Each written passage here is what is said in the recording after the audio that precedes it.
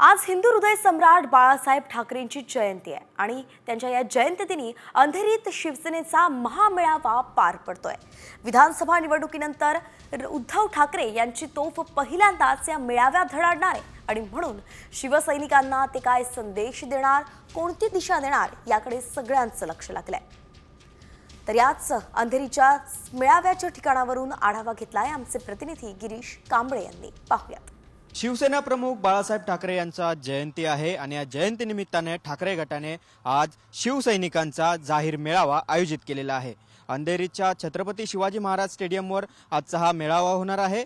आगामी स्थानिक स्वराज्य संस्थांच्या निवडणुकीच्या पार्श्वभूमीवर आजचा मेळावा आणि आजचं उद्धव ठाकरे यांचं भाषण अत्यंत महत्त्वाचं असणार आहे। उद्धव ठाकरे नेमकं काय बोलणार याकडे साऱ्यांचं लक्ष असणार आहे। संध्याकाळी 6 वाजता अंधेरी येथल्या छत्रपती शिवाजी महाराज मैदान या ठिकाणी हे सभा असणार आहे आणि या सभेची तयारी सध्या सुरू आहे।